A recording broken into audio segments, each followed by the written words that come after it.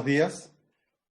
Mi nombre es Ernesto Gosser, soy profesor de la Universidad Peruana Cayetano Heredia y les doy la bienvenida a esta serie de conferencias sobre uso medicinal de cannabis.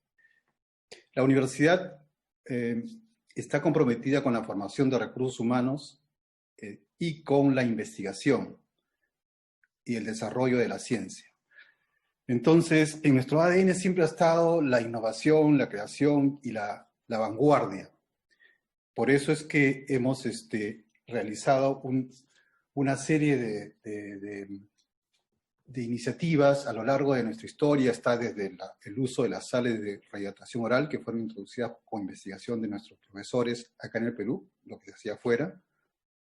También lo estamos haciendo ahora con la respuesta al COVID, pero cuando empezó la sociedad civil a demandar una nueva herramienta terapéutica, la universidad progresivamente empezó a apoyar esta iniciativa, hasta que el año pasado, en el 2019, decidió comprometerse con la formación de recursos humanos y organizó varios cursos de educación continua en la que algunos de los que están presentes han participado. Como un paso adicional, ya la universidad aprobó el diplomado internacional, que será el primer diplomado internacional, no solamente en el Perú, creo que en Latinoamérica es uno de los primeros que se va a realizar en uso medicinal de cannabis y que se iniciará en agosto. Muy pronto le daremos los detalles, como vamos a tener estas conferencias durante los siguientes 11 viernes, 12 con vamos a informarles los detalles para quienes pueden estar interesados. ¿Cómo surge esta iniciativa, esta idea? Surge de dos situaciones. Una muy positiva, que es un convenio que tiene la universidad con Anden Naturals, por el cual podemos realizar una serie de actividades educativas y también de investigación. Y por una no tan buena, pero que nos tiene a todos en casa, que es justamente la pandemia que está en todo el mundo. Entonces, conversando con el CEO de Anden, ¿no? Surgió la iniciativa de hacer algunas actividades que nos mantengan conectados con esta comunidad de prácticas que se ha ido formando y con los que no están todavía con nosotros, que puedan incorporarse o solamente para estas actividades. Queremos que haya una conexión, que no se pierda la discusión, la preparación, y por eso los temas que se han preparado son temas que son de interés. Y hoy día empezamos con uno muy importante que va a ser presentado posteriormente. Entonces, con estas palabras yo les doy la bienvenida y les agradezco. Espero que puedan seguir participando en las siguientes conferencias. Muchas gracias.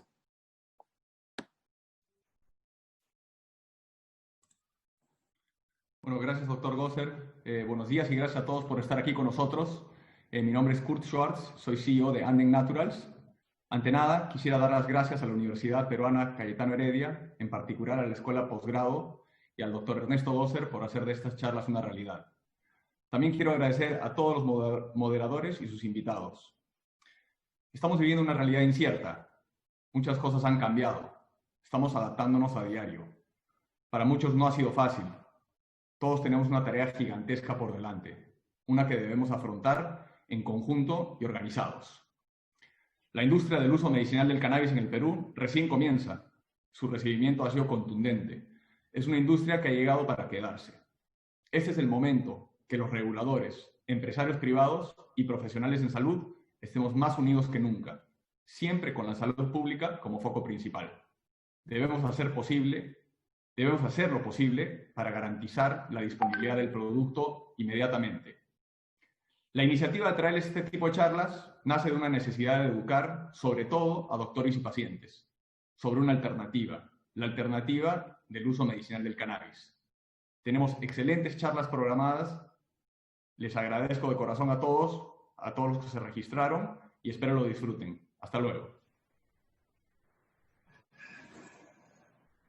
Buenos días. ¿Cómo están? Mi nombre es Pedro Wong, soy químico farmacéutico. Actualmente dentro del equipo de la Universidad Cayetano Heredia para los cursos de posgrado y para el diplomado que acaba de anunciar el doctor Gosser. Es para mí un placer estar aquí con ustedes desde casa, claro, empezando este ciclo de conferencias y de entrevistas en la cual hemos coordinado con algunas personas entendidas en el tema, investigadores, estudiosos y personas afines, un ciclo bastante interesante. El día de hoy vamos a hablar sobre un tema introductorio, por decirlo de esta forma, sistema endocannabinoide, por qué la marihuana produce efectos medicinales, que es lo que nosotros hemos visto. Hay una razón importante por la cual nosotros tenemos que hacer un capítulo introductorio. Es que en el mundo y en el Perú hay una expectativa bastante alta con respecto al uso del cannabis o la marihuana. Hay mucho desconocimiento al respecto. Solo para mencionarles que ya en el mundo son 30 países quienes han regulado de manera oficial el uso medicinal del cannabis, ¿no? Y algunos otros detalles lo veremos también durante la sesión de hoy, ¿no? Perú ya cuenta con un marco normativo. En el año 2017 se promulgó la ley 30681 para el uso medicinal de cannabis y sus derivados. Y el año pasado, el 23 de febrero del año 2019, se dio la reglamentación. Nosotros estamos, junto con todos los profesionales que estudiamos el tema, y los médicos que prescriben, y los pacientes, sobre todo, que usan esta medicación, a la espera de la completa implementación de la reglamentación. Es por eso que situaciones y eventos como el que nos reúne hoy son importantes, porque es importante tener mucha información para lograr decidir o tomar decisiones lo más certeras posible. No sabemos que siempre este proceso es continuo y no hay ningún país que todavía tenga, ¿no?, este tema totalmente saldado como una utopía, ¿no? En conclusión, el día de hoy, en este capítulo, vamos a tratar de resolver o de llegar a ustedes con 3 puntos importantes. Queremos resolver confusiones con respecto al uso de cannabis. Queremos dejar en claro algunos conceptos que quizás sean nuevos para algunas personas. Sabemos que en la audiencia hay personas muy expertas y bastante conocedoras del tema. Sin embargo, tenemos que estandarizar conceptos. Y tercero, queremos lograr un mejor entendimiento para los próximos capítulos y para toda la información que ustedes puedan tener de manera, académica a lo largo de este tiempo. Voy a permitir compartir esta pantalla porque, este es el ciclo de conferencias que, como ya lo anunció el doctor Gosser, van a ser 12 sesiones, una por semana. Todos los viernes nos veremos en este mismo espacio a partir de hoy. Estas son unas recomendaciones breves que nosotros pedimos encarecidamente a nuestros oyentes o audio y video seguidores para que por favor los tomen en consideración durante la sesión y esta se ejecute de la mejor forma. Es importante mencionar, antes de iniciar esta y todas las sesiones, que la información vertida durante este programa no debe ser usada como recomendación médica. Hay un acto profesional, que es el acto médico, en la cual se diagnostica y se prescribe. Nosotros no pretendemos hacer una consulta médica en este espacio, solo llevar información de difusión académica. Este es el tema que nos reúne el día de hoy. Y para este tema quiero invitar, por favor, a Fernando Sepúlveda, a quien le pido pueda iniciar pantalla también conmigo. Voy a mencionar brevemente alguna información con respecto a Fernando. Fernando es, primero que todo, un gran profesional, un gran amigo. Fernando es doctor en bioquímica y biología molecular de la Universidad de la Concepción. Su formación doctoral fue inicialmente en enfermedades neurodegenerativas, como la enfermedad de Alzheimer, y trastornos neurológicos, como la epilepsia. Actualmente es profesor asistente del Departamento de Bioquímica y Biología Molecular en la Universidad de la Concepción en Chile. Sus líneas de investigación se centran en la comprensión del rol del sistema endocannabinoide, blanco farmacológico de los principios activos presentes en la planta de cannabis sativa. Sus principales intereses están en la regulación del balance energético y el envejecimiento cerebral, producto de estilos de vida poco saludables. Fernando es cofundador y director científico de la Fundación Evidencia para la Cannabis, fundación científica sin fines de lucro, creada para desarrollar ciencia en torno a la utilización de fitocannabinoides y transferir competencias a profesionales en esta área. Y como investigador ha recibido premios a la mejor tesis en biología celular en el 2008 en Chile. Ha recibido la medalla Hernán Niemeyer al mejor estudiante de doctorado en el año 2014. Ha sido presentador en charlas TED en el año 2015 y actualmente es investigador financiado por Fondesit para el estudio del sistema endocannabinoide hasta el año 2022. Fernando, entre otras cosas, sería bastante largo describir todo el currículo de Fernando. Tiene en su haber 22 artículos científicos en revistas indexadas y 2 capítulos del libro, ¿no? Bueno, yo creo que no tenemos en Latinoamérica, quizá, una persona más autorizada para conversar sobre estos temas. Yo le pido, por favor, a Fernando que pueda compartir su pantalla. ¿Estamos, Fernando? Así es. ¿Me ves, Pedro? Todavía no te veo. A ver, déjame, por favor. O sea, por lo menos en el video me veo yo. Pero sí, listo. Fernando, antes de ver nuestro video introductorio, quería que por favor pues, hagas una pequeña, breve presentación de qué estás haciendo en estos momentos con cannabis. Bueno, muchas gracias, Pedro. Primero que todo, agradecerte la invitación a ti, a Ernesto también, saludarlo aquí desde casa, agradecer también a Anden Naturals por estar apoyando este tipo de iniciativas en el Perú, me parece una fuerza positiva. Y también, por supuesto, a la universidad que da el patrocinio, que parece que nos fuera importante, pero es la base sobre la cual nos paramos para poder estar acá. Así que muchas gracias a todos ustedes. Bueno, también precisar un par de cosas que se dijeron al inicio. Yo soy cofundador de Fundación Ciencias para la Cannabis, pero a partir de este año 2020 me desligué de mi dirección científica y me concentro completamente en la universidad, pese a que seguimos trabajando mano a mano, codo a codo con la Fundación Ciencias para la Cannabis. Pero una pequeña precisión para que la información que llegue a todo el mundo llegue de lo más preciso posible. Bueno, ¿en qué estoy? Fíjense que nosotros en el laboratorio de Bioquímica y Biología Celular, así se llama mi laboratorio, nos centramos en la comprensión de qué es lo que hace el sistema endocannabinoide en la salud animal. Por supuesto, nos interesan muchos tipos de animales, nos interesan los humanos como foco principal, pero también nos interesan los animales menores, nos interesan los animales del sector productivo.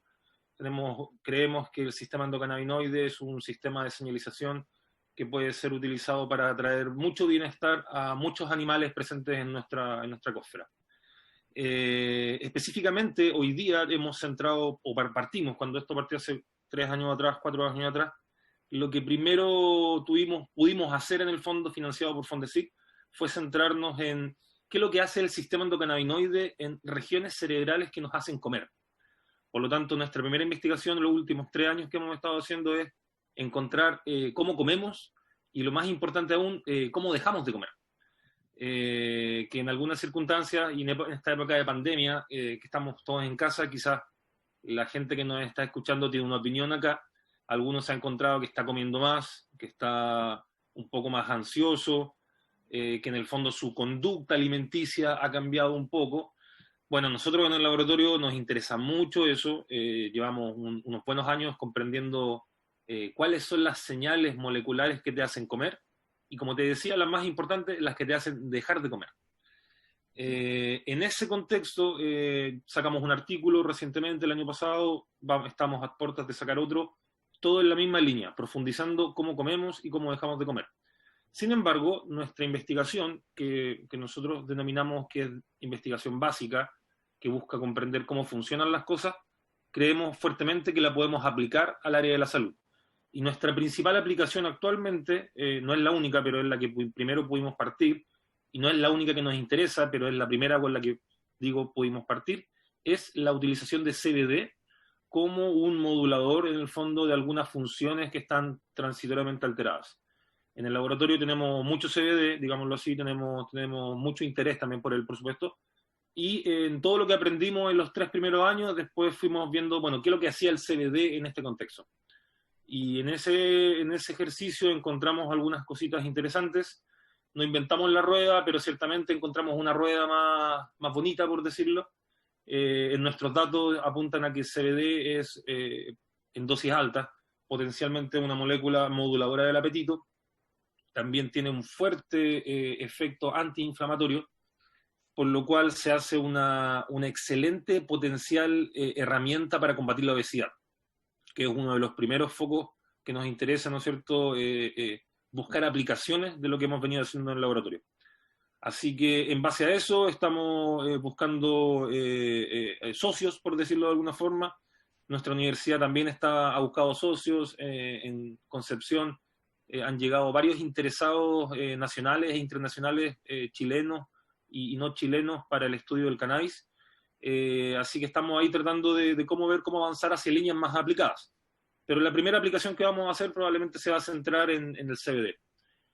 Eso creo que resume un poco lo que hemos estado haciendo. Dejo afuera un par de cositas, pero creo que resume bastante bien en lo que nos hemos centrado actualmente. De la mano con la obesidad, el sistema inmune es nuestro siguiente interés. La inflamación es un concepto que está constantemente dando vuelta en los temas de investigación de nuestro laboratorio. Me parece que eso resume un poco en qué he estado en estos últimos 3-4 años, Pedro. Nos interesan muchas más cosas, podría estar hablando un montón de rato. Nuestro laboratorio también da servicios analíticos.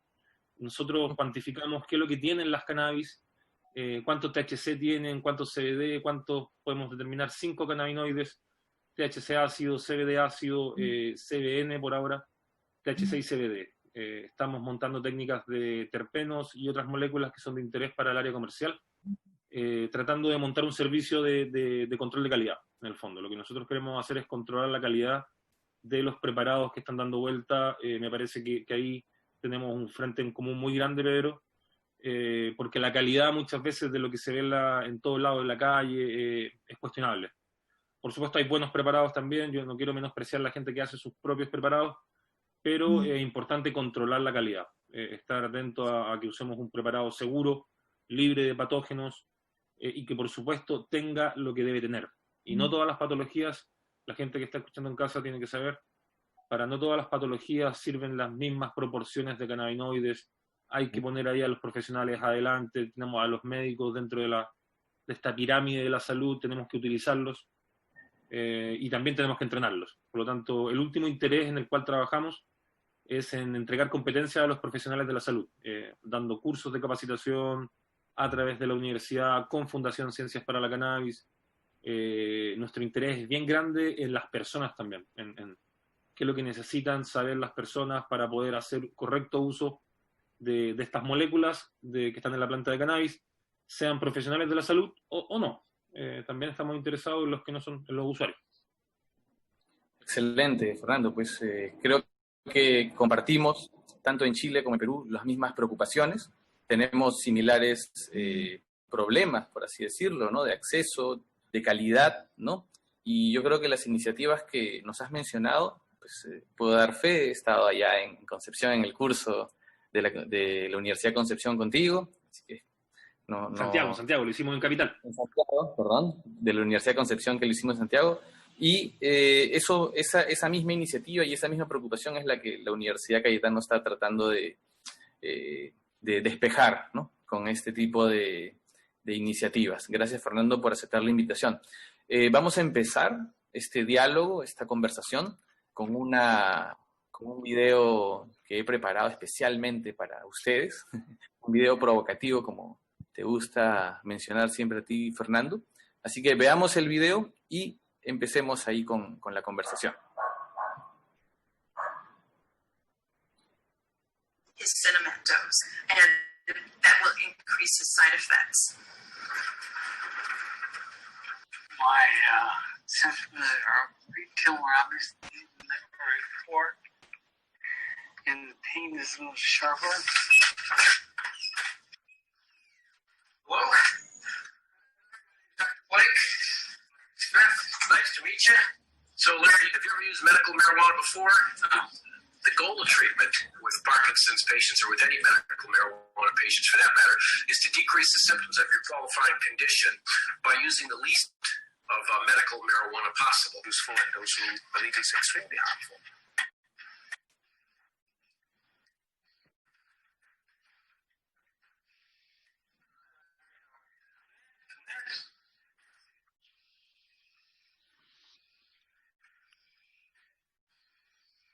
How you feeling?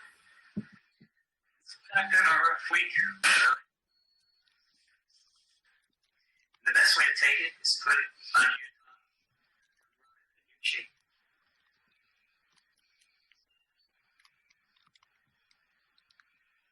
Don't do too much, you're going to be asleep all afternoon. You know what you should do? Don't try to communicate. Relax. See what happens. We know from animal experiments that the endogenous cannabinoid system is very important in regulating motor activity, the very type of activity that is impaired in Parkinson's disease. From animal experiments, we also know that boosting certain branches of the endocannabinoid system is helpful in relieving symptoms of Parkinson's. Finally, from anecdotal information, we know that certain patients who smoke marijuana experience relief of their symptoms. I think you're calmed down. Isn't that amazing? He used just a single drop, and his hands afterwards were rock steady, and the dyskinesia left. It was too bad. It works most of the time. It's Did you guys eat lunch? Are you hungry now? I should have gone. First, like me, could really use marijuana. It makes me pretty angry that I can't get in my home state. Cerca de 4.000 jóvenes han llegado hasta aquí, la Plaza de Armas de Santiago, para realizar la Fumatón 2018. Hola, ¿cómo está? ¿Usted dice que no le gustaría fumar cannabis? ¿Se encuentra que es un error de los jóvenes hacerlo? ¿O no es partidario usted? No me gusta. ¿No está ni ahí con estos marihuaneros? Les tengo la piquete, les tengo malas, se convierten, se fuman por cigarro y se convierten y hacen daño a las personas. Han estado de la juventud, caballero. ¿Qué piensa de estos jóvenes que están fumando marihuana ahí atrás? Primero que nada, ofenden a todos los gendarmes sin hacer esas estupideces. Se hace un tremendo daño en el mismo, sobre todo en lo que es la salud. Y por último, gastan plata estúpidamente. Estos son los muchachos que se han congregado acá en Plaza de Armas para exigir más derechos en torno a la cannabis sativa. Vamos a intentar descubrir si realmente es dañina la marihuana. ¡La marihuana es lo mejor del mundo! La marihuana es lo mejor del mundo, así es lo que piensan de esto. La marihuana es lo mejor de...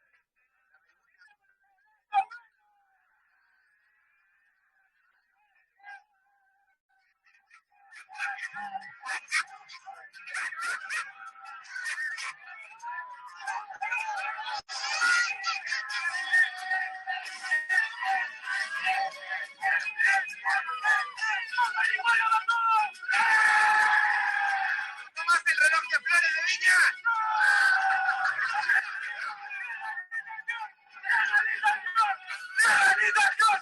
¡Legalización! ¡Legalización!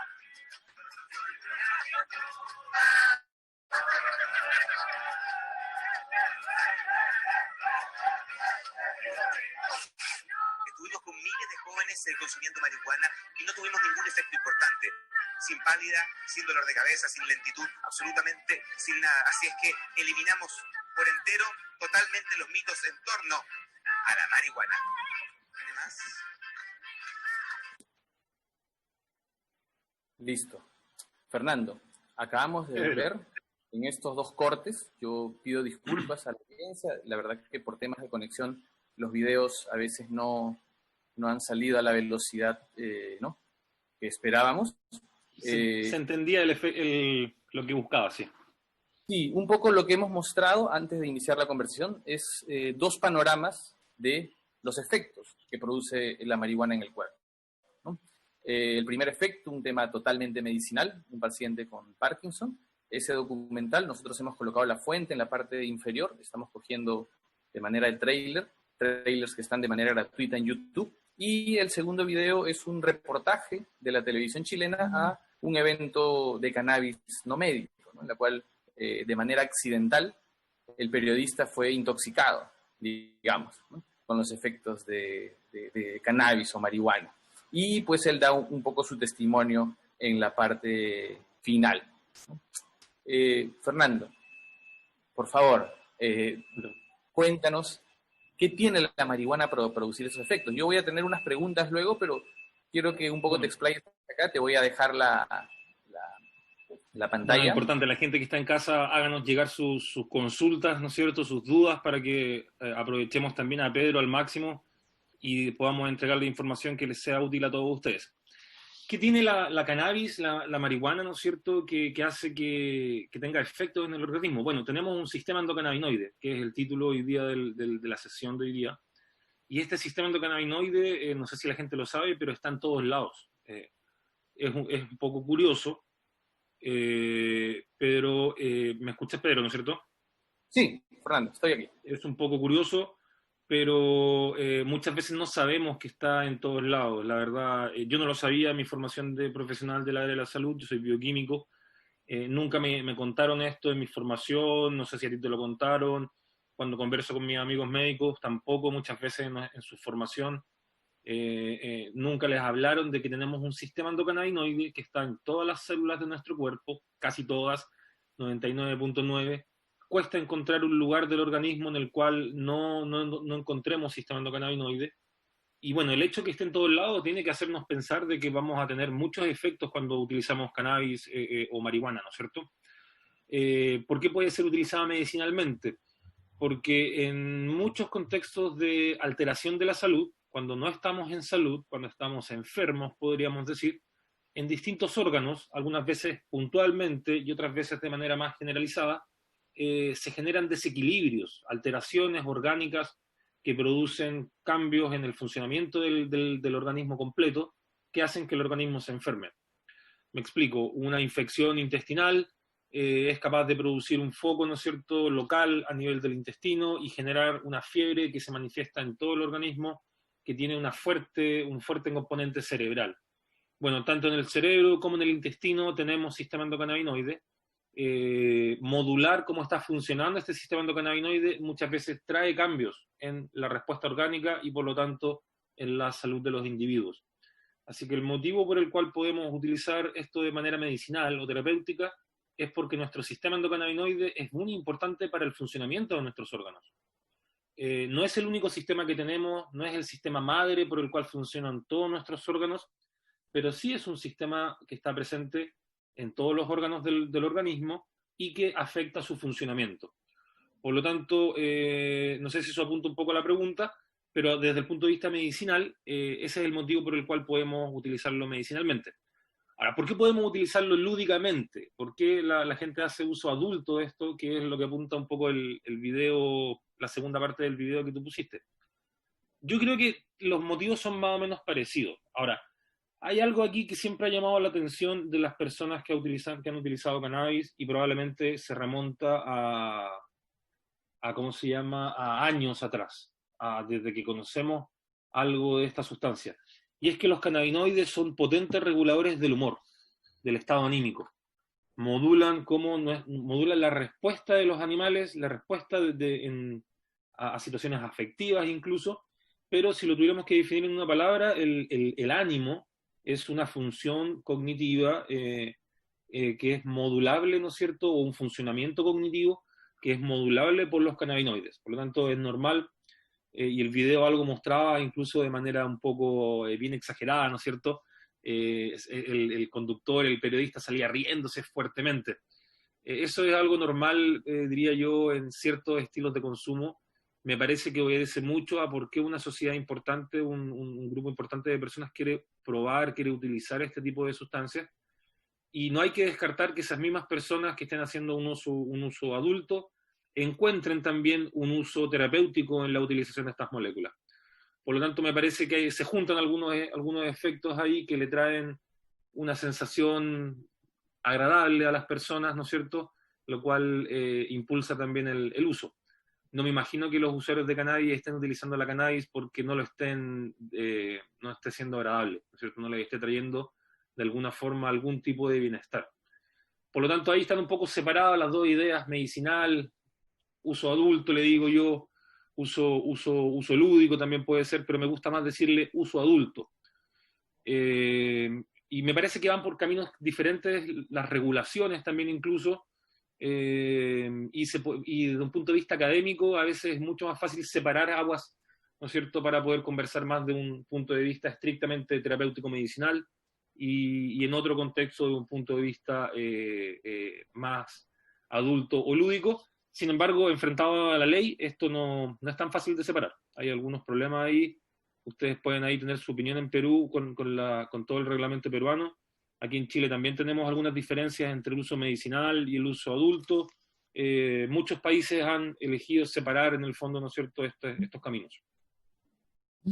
Sí, Fernando. Pues aquí también, ¿no? En Perú tenemos solamente una legislación exclusiva para el uso médico, así que pues ¿no? Igual como hemos visto también, ¿no?, en los videos y lo que nos estabas explicando, esta serie de efectos, ¿no?, a veces es un poco difícil de catalogar, ¿no? ¿Cómo podría decir que cierto efecto de mejorar el ánimo, como bien lo has mencionado, deja de ser o no algo también terapéutico para muchas personas, incluyendo personas con depresión? En Perú tenemos un porcentaje bastante alto de depresión. Hicimos un recuento digamos, de salud pública, más o menos cuántas personas, y llegamos a 3 millones de personas en una búsqueda bien. Uno de los índices más altos de depresión, ¿no? ¿Qué porcentaje será de la población, Pedro? El porcentaje exacto no lo recuerdo. Son 35 millones, 40 millones. Aquí en Perú somos 31, ¿no? 31. Entonces, sí, 3 millones más o menos es algo. De la población.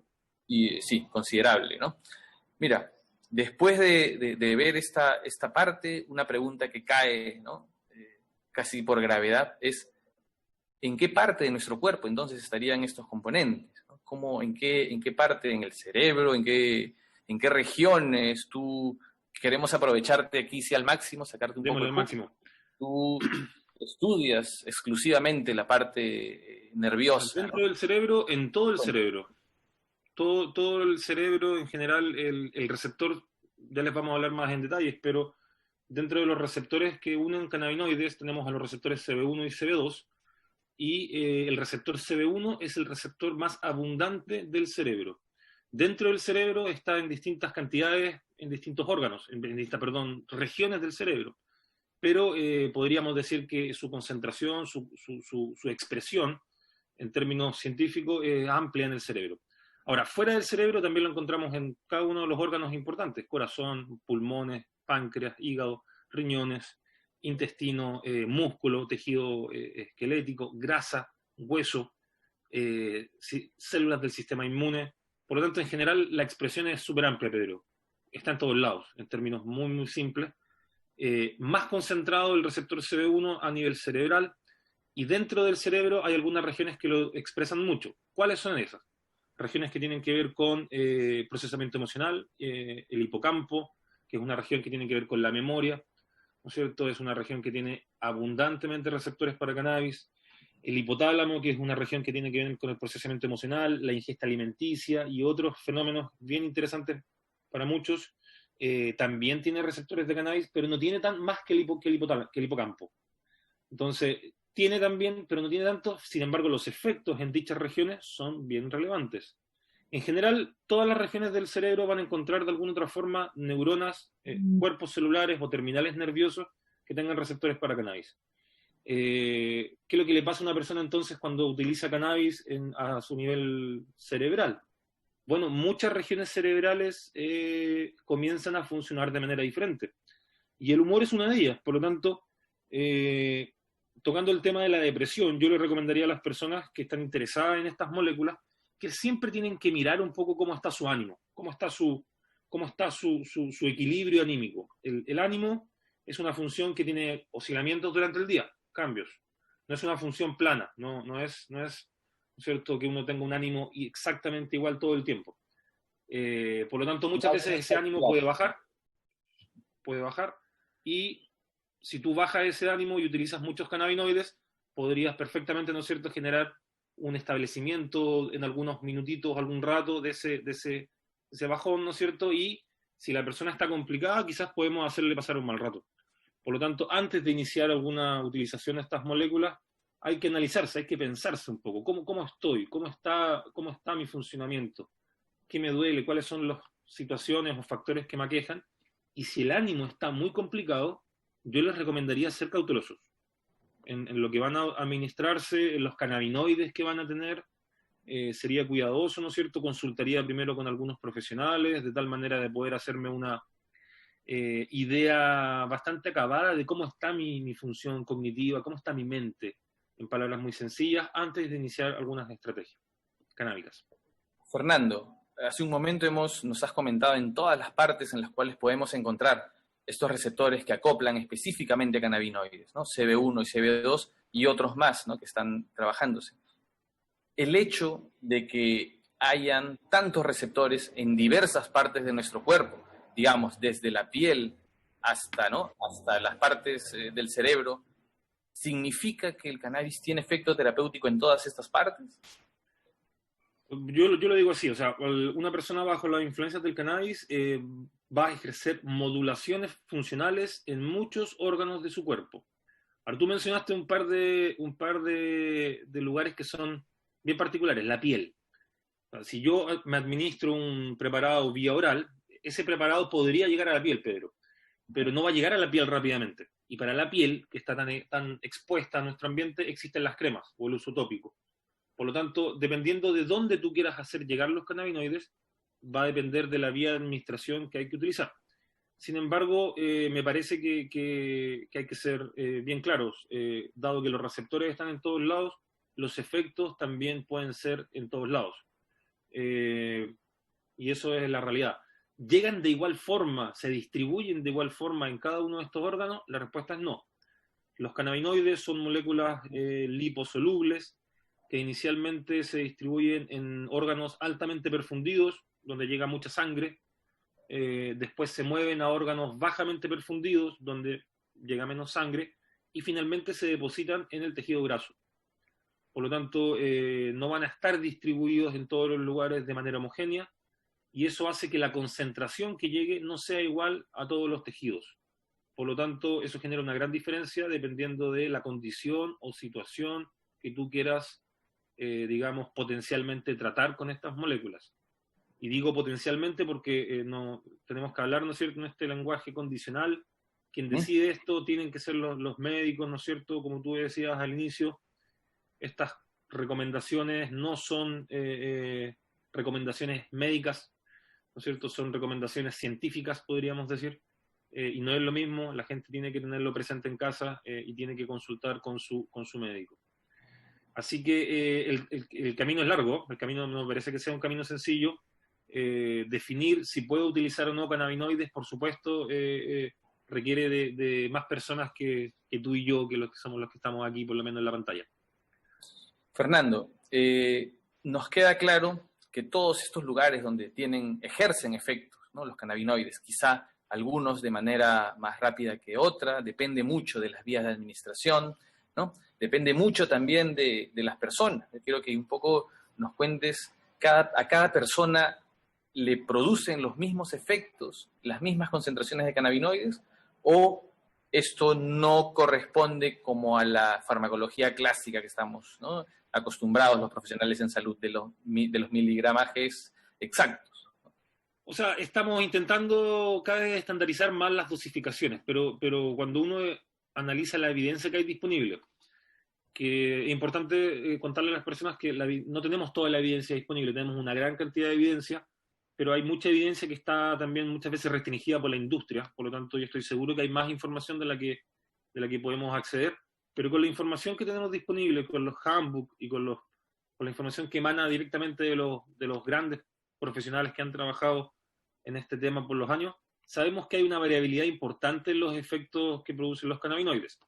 Esta variabilidad puede ser dada por varios motivos, pero todo parece indicar de que hay una misma dosificación en algunos pacientes podría producir una gran absorción y en otros pacientes podría producir una absorción menor. Esto que te comento no es tan raro para la farmacología convencional. La verdad es que es importante destacar que es algo que se aplica a la cannabis, pero que también lo podemos encontrar en ¿cómo se llama?, en el uso de los fármacos comunes. Por lo tanto, no hay que mirarlo como algo tan malo, pero sí es importante porque hay que hacer investigación. Hay que hacer una investigación que primero nos apunte a conocer si los cannabinoides están afectando igual o no a nuestra población. Casi todo lo que sabemos, Pedro, es en población algosajona europea, digámoslo así, caucásica europea. Y nosotros acá en Latinoamérica somos mezclas, ¿no es cierto?, de varias poblaciones que son propias de nuestra latitud, y no, precisamente yo no estoy tan seguro si tenemos el mismo background genético. Entonces, esto amerita que tenemos que hacer investigaciones locales, estudios de farmacología con población local, ¿no es cierto?, en cada uno de nuestros países, de tal manera que estemos seguros de que esto se mueve similar o no a como se mueve con población europea, digámoslo así, o norteamericana, que es donde principalmente tenemos información. Por ahí no nos sorprendamos de que no somos tan iguales, ¿no es cierto?, desde un punto de vista farmacológico. Ya lo sabemos para algunos fármacos, hay fármacos que el mismo ibuprofeno en una población europea trae efectos bien importantes a nivel cardíaco. No estamos tan seguros si esos efectos se repiten en población amerindia, ¿no es cierto?, como somos nosotros, mezclas de pueblos antiguos con los que llegaron, con los que estaban. Por lo tanto, tenemos que corroborarlo, tenemos que hacer la investigación. Totalmente, yo creo que es una brecha y un reto que nos queda, ¿no? Tenemos, tanto en Latinoamérica, potencial, tenemos personas como tú, como tu equipo, gente que está estudiándolo en diferentes países, como en Colombia, como en Uruguay, como en Brasil, ¿no? Y yo creo Argentina, que... igual, estás haciendo algo Argentina, no dejar afuera a los amigos de Argentina. Sí, Argentina están bastante avanzados. Yo creo que en una de las charlas que vamos a tener más adelante tenemos a personas de Argentina que nos van a contar la experiencia de cultivo en la universidad. Y yo quería un poco, ya que has hablado del tema de farmacología, Fernando, yo sé que hay retos en farmacología, empezando con lo que comentas, ¿no? Con hacer estudios de investigación con nuestra población, ¿no? Con poblaciones un poco más parecidas genéticamente. Sin embargo, otro reto en farmacología, y hay mucha literatura que pues tiene, ¿no?, muchas directrices. ¿Qué tan fácil es estudiar farmacología con un complejo botánico, ¿no? Es una tremenda pregunta, Pedro. ¿Me quieres poner en aprietos? No. No. Queremos explicarlo. Te diría que en el fondo en general, bueno, esto también la industria clásica se ha enfrentado a esto, pero clásicamente lo han intentado solucionar estandarizando su producción, ¿no es cierto? Es como la respuesta clásica que uno encuentra de cómo la industria ha solucionado esto. Ahora, la industria es la industria y las personas son las personas, no son exactamente lo mismo. Por lo tanto, cuando una persona en su justo derecho, en sus cabales, ¿no es cierto?, quiere producir un vegetal como este, la recomendación que yo siempre hago es que también utilicen algunos parámetros estandarizados, que sean lo que yo defino como las buenas prácticas de cultivo.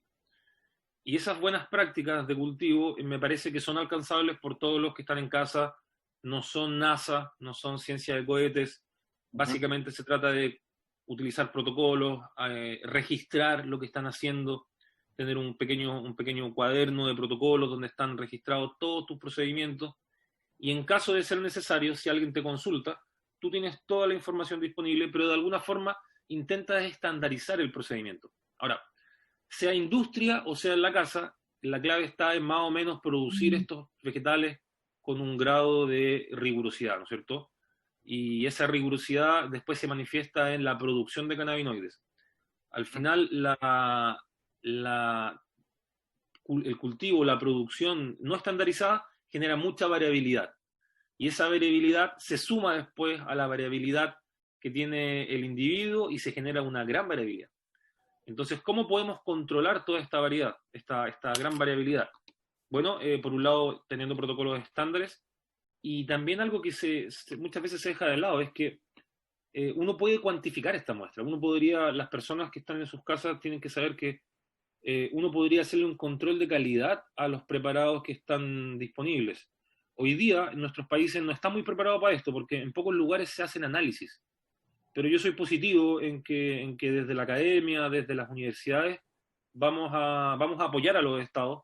Los estados, por otro lado, tienen que estar dispuestos a entregarles servicios a sus personas para que ellos puedan saber qué es lo que tienen sus cannabis. Por lo tanto, una forma de combatir esta gran variabilidad es sabiendo qué es lo que tiene tu preparado final.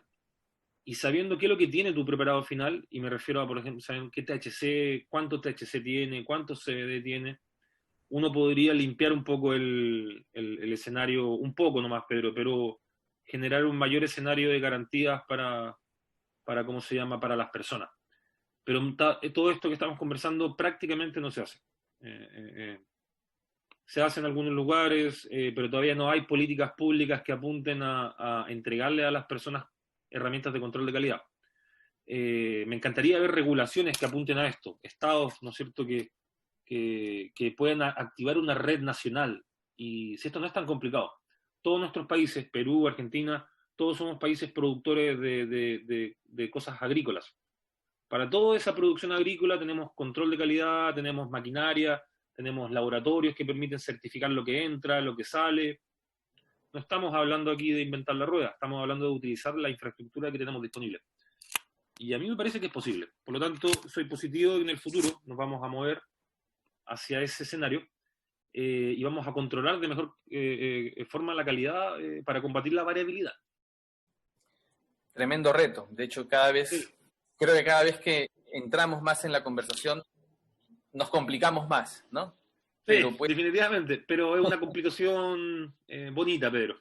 Sí, es una buena complicación. Sí, que da ganas de invertir mucho tiempo y esfuerzo, ¿no? En tratar de, pues como decía en las clases de física en el colegio, en la universidad, ¿no? Poner modelos utópicos, ¿no? Si ya tenemos el control de calidad, si ya tenemos los análisis, si ya tenemos productos que, ¿no?, conocemos su composición, se nos va a simplificar un poco la ecuación, ¿no? Yo creo que por ahí... Tenemos algo de infraestructura. Si nuestros países tienen infraestructura para otros servicios en otras materias primas, que podríamos adaptar en el fondo nuestros servicios de salud, algunos muy rigurosos. Yo tengo una buena impresión del área de salud peruana, por lo tanto creo que tienen todo lo necesario para poder darle más garantía a las personas para que puedan hacer mejor uso de esto. Maximizar la parte buena, pero también minimizar los potenciales riesgos. ¿Sí? Muchas veces hay cannabis que no tienen lo que tienen. Muchas de ellas, te diría, el grueso de las cannabis no tienen lo que dicen tener. Entonces, ¿en quién vamos a confiar? Vamos a confiar en un proveedor que te dispensa una semilla, que te dice que va a sacar tal porcentaje de tal cannabinoide. Yo te diría que esto es una conversación del área de la salud, importantemente, y por eso la estamos teniendo acá entre nosotros, que somos un químico farmacéutico y un bioquímico. Fernando, parte de los riesgos que mencionabas, ¿no? Porque pues es a lo que están expuestos muchos pacientes, es que esto no se conoce, ¿no? Y estamos en un proceso de, digamos, experimentación propia. Tú sabes que en Perú hay una cantidad de pacientes bastante alta, según el documento en el que se plasmó la reglamentación. El Estado afirma que son más de 7.000 personas las que necesitan usar cannabis de manera urgente, ¿no? Tenemos mucha información dispar con respecto a para qué áreas hay evidencia. Nosotros, como lo comentabas tú inicialmente, sabemos que hay receptores en áreas específicas de nuestro cuerpo, que en teoría deberían ser afectos a los cannabinoides o a las sustancias que compone esta planta, ¿no? Sin embargo, hay algunas áreas en las cuales hay más evidencia que otras. ¿Cuáles crees tú que son, ¿no? A momento, ¿no? Donde más confiabilidad hay, ¿no? En esta parte, ¿no? De efectos terapéuticos ya demostrados. Cuando uno analiza la evidencia que hay disponible, nuevamente hago este alcance entre la que tenemos disponible los científicos y la que podría estar restringida por la industria. El mayor uso de cannabinoides se da en el área del dolor. O sea, los primeros, cuando uno encuesta a los usuarios, que eso es algo que sí podemos hacer, cuando uno le pregunta al usuario, ¿para qué estás utilizando tu cannabis?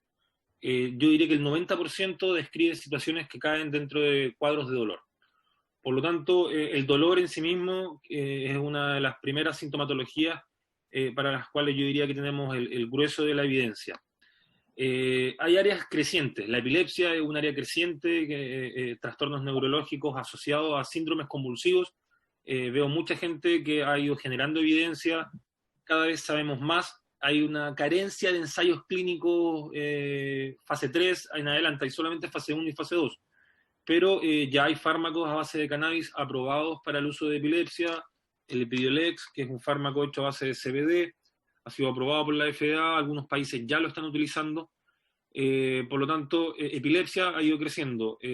Situaciones que derivan en contextos inflamatorios también me parece que han ido ganando espacio. Cada vez sabemos más que los cannabinoides producen un efecto potentemente antiinflamatorio. Por lo tanto, enfermedades intestinales crónicas, inflamatorias, pueden ser susceptibles de ser tratadas con estas moléculas. El cáncer, también hay mucho interés en el área del cáncer. Sin embargo, hay una gran carencia de ensayos clínicos. La gente que está ahí escuchándonos tiene que saber que los cannabinoides pueden matar tumores, sin embargo, no sabemos bien en qué condiciones lo hacen. Y tampoco sabemos si esto que vemos en la escala de laboratorio, en el cual utilizamos un ratón, ¿no es cierto?, o especies de experimentación, se analogan 100% a los humanos. Por ahora tenemos buenos reportes de casos, hay evidencia que si tuviéramos que decirlo en palabras sencillas, todo parece indicar que vamos por buen camino. Pero tenemos que hacer la evidencia, tenemos que conocer los riesgos de dicha evidencia, y por ahí no nos sorprendamos si es que en el caso del cáncer las dosificaciones que tenemos que utilizar son bastante grandes. Y esas dosificaciones bastante grandes generan más riesgos. Por lo tanto, esos riesgos tienen que ser controlados, tienen que ser de alguna forma minimizados si es que estos se pueden hacer, y si es que no, esto tiene que hacerse en un contexto de seguridad. No es fácil administrarle a una persona una alta cantidad de cannabinoides, la pueden hacer pasar un pésimo rato. Por lo tanto, siempre que uno aumenta la dosificación, tiene mayor riesgo. Ahí mencioné varias áreas que hoy día creo que resumen importantemente dónde está el grueso de los cuadros, Pedro. Hagamos un resumen: dolor, epilepsia, situaciones inflamatorias y cáncer. Hay otras, ciertamente hay otras, cada vez sabemos más de otras situaciones neurológicas. Hay gente y lo vimos en los cursos que hicimos en Perú el año pasado, hay psiquiatras que están utilizando algunos cannabinoides para situaciones muy complejas, como trastornos esquizoides. Hay profesionales que están haciendo experiencias en niños o en usuarios que tienen TEA, trastorno de espectro autista. Entonces hay profesionales del área de la salud que están explorando otros usos para los cuales hoy día tenemos poca evidencia, pero se está haciendo. No lo quería dejar de lado, pese a la poca evidencia, quería destacarlo, porque no hay tanta evidencia clínica tipo 4 rigurosa que le gusta al médico, el ensayo clínico randomizado y con una serie de variables que son las que todos quieren, pero que para esta área canábica todavía no lo tenemos.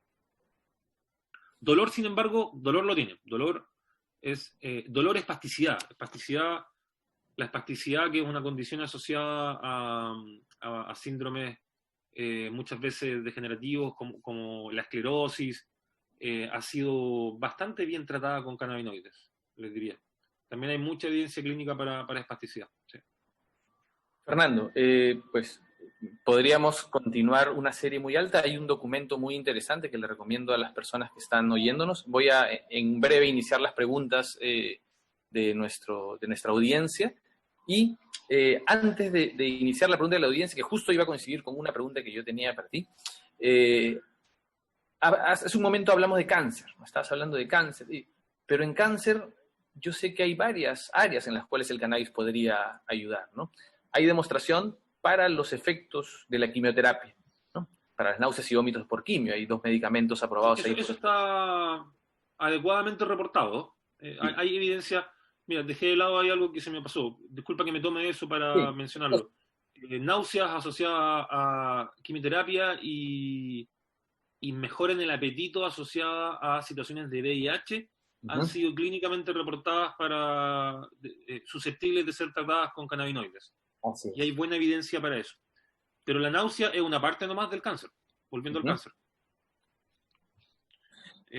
Hay que matar los tumores, pues, Pedro. Esa era la pregunta. ¿Qué tan cierto es el efecto antitumoral que tienen los cannabinoides?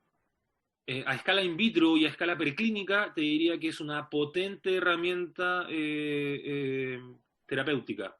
Lo que pasa es que in vitro, nosotros tenemos capacidad, no lo hacemos ya, pero lo hemos hecho, nosotros podemos cultivar tumores en el laboratorio. Yo estuve trabajando con una científica que se llama María Los Ángeles García, profesora acá en la universidad.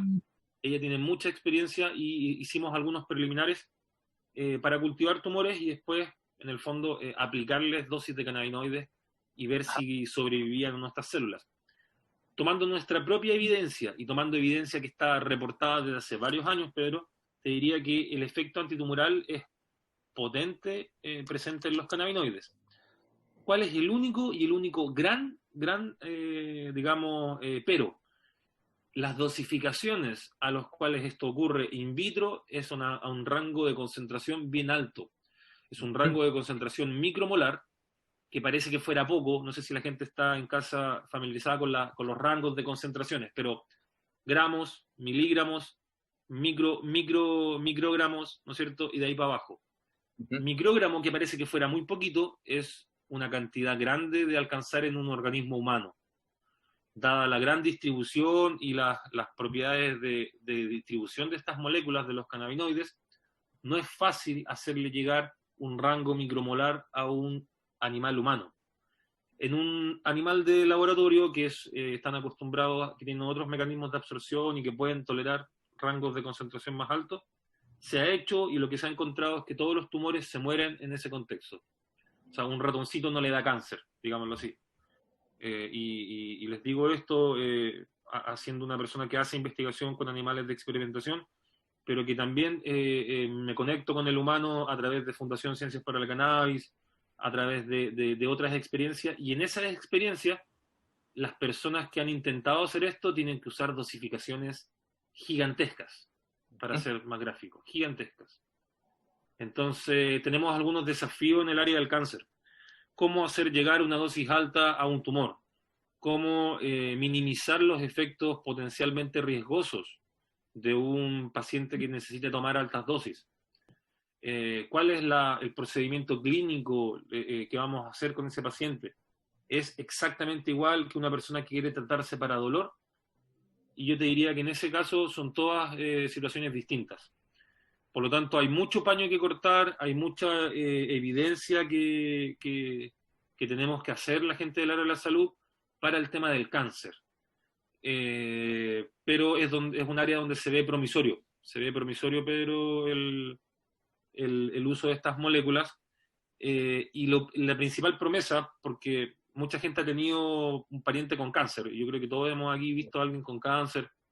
Yo mismo vengo de una familia donde tengo varios antecedentes, he padecido cáncer también, no lo digo para generar algún tipo de emoción ni nada, pero es la realidad. Y en esas situaciones es una situación digamos, devastadora para la salud de las personas, de las familias, y las estrategias que hay para utilizarlas son más devastadoras aún. Entonces, una persona bajo un tratamiento quimioterapéutico extenso, fuerte, agresivo, fíjate que no es algo fácil de tolerar.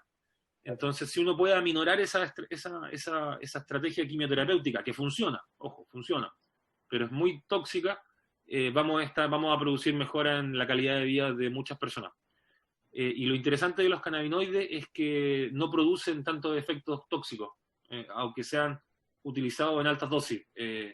Matan solamente a las células tumorales, parecen tener buena selectividad. Y eso es muy bueno, eso es muy, muy bueno. No así las estrategias que tenemos hoy día matan un poco todo. Entonces, complementar estas dos opciones podría ser un súper buen blanco en el futuro. Me parece un buen futuro para el área del cáncer. Así es, Fernando. Yo creo que igual, ¿no? Es tremendo, tremendo reto también. Sí. Yo creo que de momento no estamos, ¿no?, en condición como para afirmar de que los cannabinoides curan cáncer, ¿no? Estamos en unas líneas de investigación muy promisorias, como tú lo comentas. Y lo que es interesante, porque el cáncer es el síndrome que acompaña al crecimiento tumoral, pero yo inicialmente es bueno hablar de efectos antineoplásicos. Y en el fondo, in vitro y a escala animal, uno puede ver un marcado efecto antineoplásico, ¿no es cierto?, en las moléculas presentes en el cannabis. Para decir si mata o no el cáncer, tenemos que probarlo en un humano. Es un poco semántico lo que estamos hablando, un poco así de definición, pero tenemos que probarlo en los humanos. Y todavía no tenemos esos ensayos clínicos. Se están haciendo algunos, y alguna gente del área, Cristina Sánchez, Itan Russo, todos están apoyando ensayos clínicos que apuntan a temas de cáncer, pero la información no está disponible. Sí. Fernando, hace un momento comentaste un tema bastante interesante y aquí vamos a entrar a la primera pregunta sobre los efectos tóxicos o nocivos de las cantidades altas. Mira, nos pregunta, bueno, espectador anónimo a las 11:43, ¿es cierto que el consumo de marihuana quema neuronas y prosigue la pérdida de memoria? Mira, estoy leyendo literalmente lo que pregunta el oyente, sin embargo mi pregunta era ¿qué tan nocivo podría ser o podría llegar a ser el uso de cannabinoides, entonces, o de marihuana? Están leyendo de la lista de preguntas de acá de Zoom, ¿no es cierto? Así es. Esta es la que vamos a responder en vivo, aprovechando al máximo la tecnología. Perdón, repíteme la pregunta. El fondo de la duda era si apunta a... Efectos nocivos, quema neuronas, pérdida de memoria. Él es una persona autorizada, creo que para... Vamos de a poco. ¿Quema neuronas? No, falsamente no. Con mucha coherencia, convicción, no sé cómo decirlo, les digo a las personas, esto no mata neuronas. De hecho, nosotros tenemos algunos reportes en el laboratorio que hicimos por allá por el año 2010, cuando yo era estudiante de doctorado, y las neuronas en general no se mueren con altas dosis de cannabinoides. ¿Qué tipo de células se puede morir cuando uno le aplica una alta dosis de cannabinoides? Células que están creciendo de manera alterada. Y las células de los tumores son unas células que caen en esa categoría. Por lo tanto, les confirmo a las personas que nos están oyendo, el uso de cannabis, de marihuana, como usted le quiere decir, no mata neuronas. Sin embargo, eso no quiere decir que no pueda afectarlas. Y los efectos que uno encuentra en las neuronas son principalmente efectos inhibitorios. Es decir, cuando usted se administra cannabinoides, sus neuronas se les van a inhibir, y eso sí es verdad. ¿Y cuáles se van a inhibir más? Se van a inhibir aquellas que tengan mayor cantidad de receptores, como por ejemplo las que tienen que ver con la memoria, que apunta también la pregunta que acá tú me haces. Claro. La memoria es una función cognitiva que cuando las personas están bajo la influencia del cannabis se ve severamente alterada. Más en algunas personas, menos en otras, pero severamente alterada. Así que eso es la realidad. Yo siempre les digo a mis alumnos que porque de repente me toca hacer clase y veo unos que tienen una cara que no sé qué hicieron antes de ir a clase, pero me genera dudas y les digo que en el fondo háganlo después. Pues si se van a enfrentar a querer aprender, retener información, eso es bueno que ocurra en un contexto donde tu memoria está funcionando lo que mejor se pueda. Por lo tanto, me parece que ahí respondo la pregunta, no mata neuronas, sí afecta importantemente a la memoria mientras la sustancia esté presente, Hay estudios que apuntan a que usuarios crónicos de cannabis que dejan de consumir cannabis recuperan de manera íntegra todas sus funciones cognitivas aproximadamente 3 días después de que dejaron de consumir estos cannabinoides. Para alguna gente 3 días es harto, pero a mí me parece que es suficiente, ¿no es cierto? Y real, o sea, un usuario crónico de cannabis podría tener una memoria alterada. Yo no lo veo como algo tan tirado a las mechas, tan loco. Esto podríamos, ¿no? Podríamos encajarlo como una recuperación, digamos, ¿no? O sea, son efectos adversos no permanentes en el tiempo, por así decirlo. Sí, son efectos que normalmente están presentes mientras la sustancia esté presente. O sea, y la sustancia, el cannabis, los cannabinoides, duran bastante en el organismo. O sea, un usuario sin experiencia, al menos que prueba cannabis, va a tener 5 días moléculas dando vuelta en su sangre, al menos 5, pero un usuario crónico 3 meses podría. Entonces, ahí va la siguiente pregunta, Fernando. Perdón que te corte, si no se me va a ir. Dale. Mira, David Arredondo nos pregunta 2 cosas interesantes. ¿El consumo de marihuana es adictiva? Yo creo que esto es uno. Espera, por favor.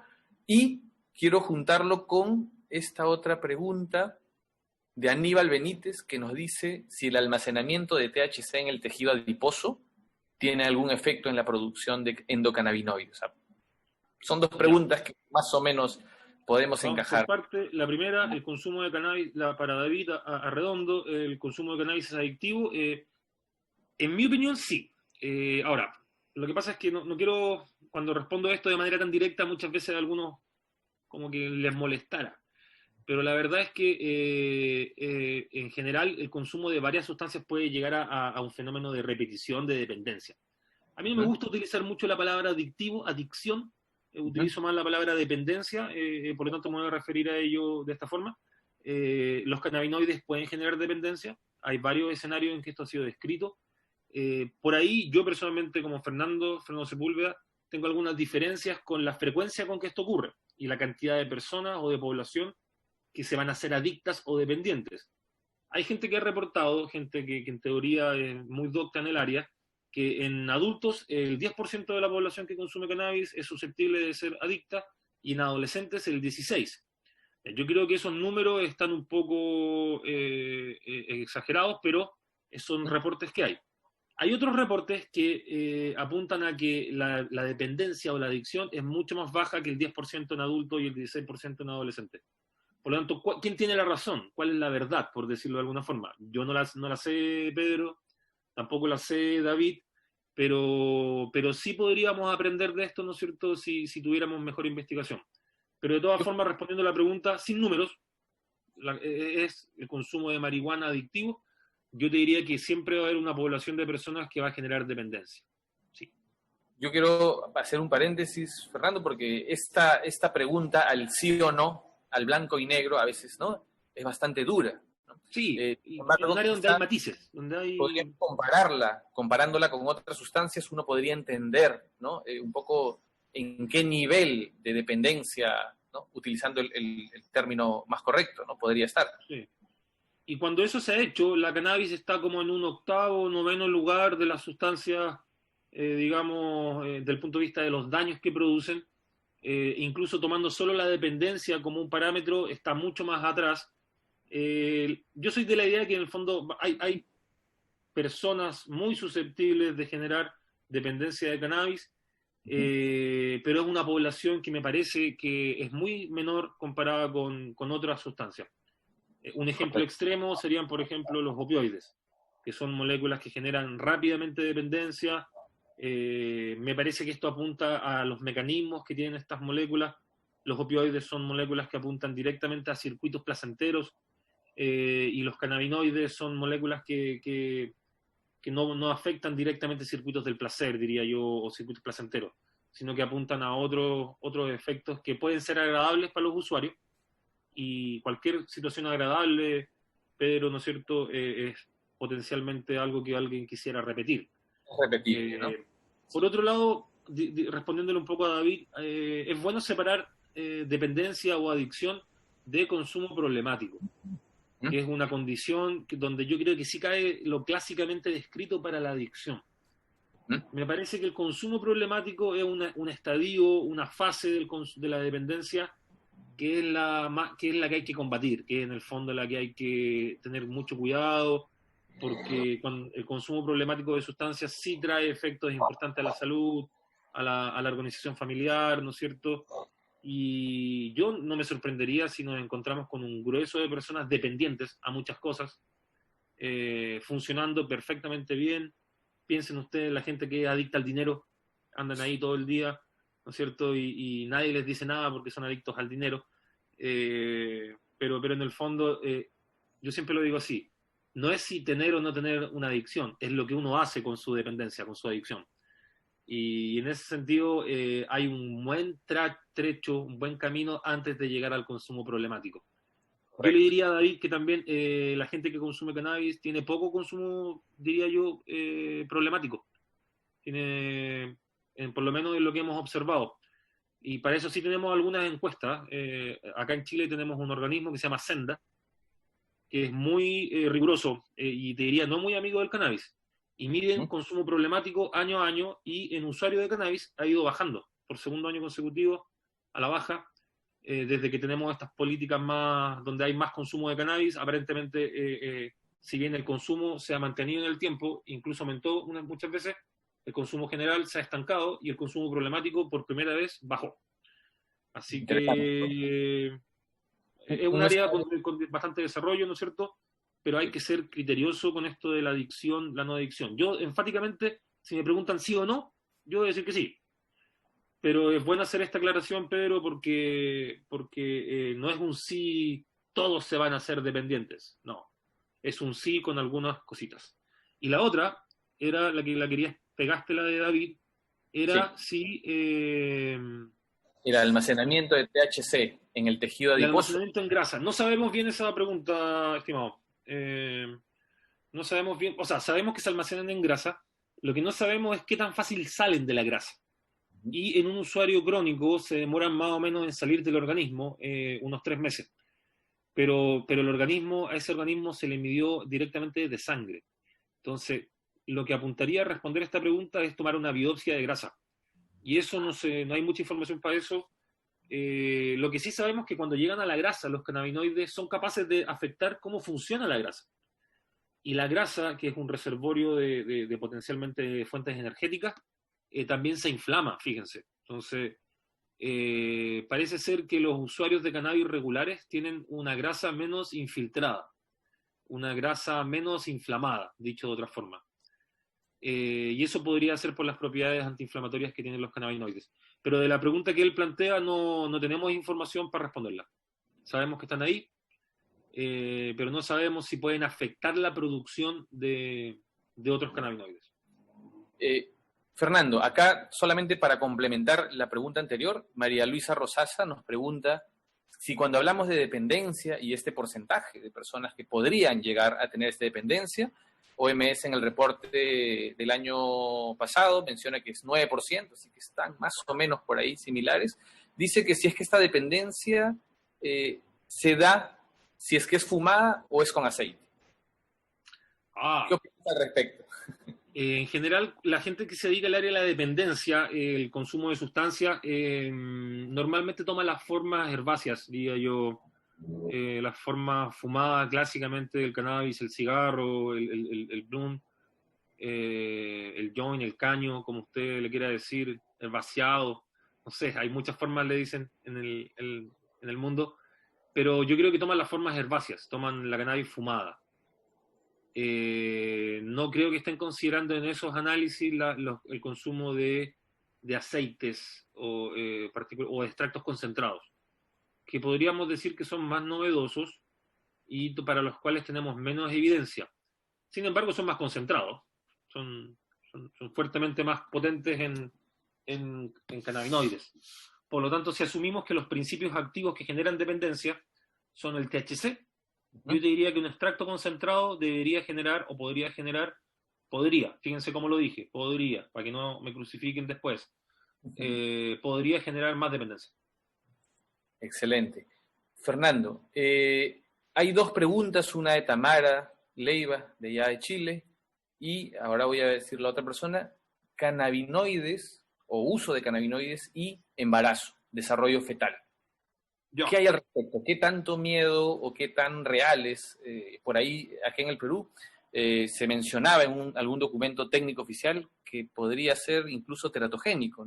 ¿Qué opinas al respecto, Fernando? O sea, respecto a eso último, si es teratogénico o no, nosotros tenemos evidencia, incluso la que nos da el Ministerio de Salud chileno, de que la cannabis no es teratogénica. Recordémosle a la gente, teratogénico es que se producen serias alteraciones en el desarrollo embrionario, ¿no es cierto?, que desembocan en grandes alteraciones, muchas veces inviabilidad incluso del desarrollo fetal. En nuestro conocimiento, en mi conocimiento, el cannabis no es teratogénico. Incluso en esa información que emana del ¿cómo se llama?, del Ministerio de Salud, hay serias diferencias entre lo que hace el alcohol, por mencionar, con la cannabis. El alcohol en altas dosis sí parece ser teratogénico, en cambio los cannabinoides parece ser que no tienen este efecto. Sin embargo, la recomendación como área de la salud es siempre a que las personas no consuman, ¿no es cierto?, las mamás gestantes no consuman cannabis ni cannabinoides u otras sustancias durante el embarazo.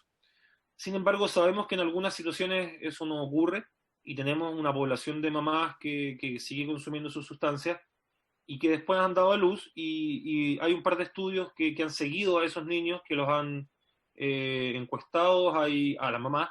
Hay estudios australianos y hay estudios en población jamaicana. Y lo que se sabe, recordando los datos, es que los niños nacen en periodo de tiempo una semana antes del tiempo promedio en las madres no consumidoras y pesan aproximadamente 250 gramos menos que las madres que no consumen. Eso es la información, yo diría, más acabada que hay respecto a la gestación. Hay otra información que apunta a cómo es el comportamiento de estos niños que nacen de mamás que son gestantes, ¿no es cierto?, y que consumen cannabis. Y no se han encontrado diferencia importante en esta población de niños. Parece ser que desde el punto de vista del crecimiento, y aquí la gente que tiene hijos quizás lo sabe, lo más importante es el entorno cariñoso, amoroso, los cuidados tempranos que se le puedan dar a los niños y, por supuesto, su posterior educación. Cuando uno compara en mismos niveles educativos y mismos niveles de cuidados, no hay diferencia entre niños que consumen drogas, mamás que consumieron drogas, crack en Estados Unidos, ese estudio fue hecho así, y las mamás que no consumieron crack.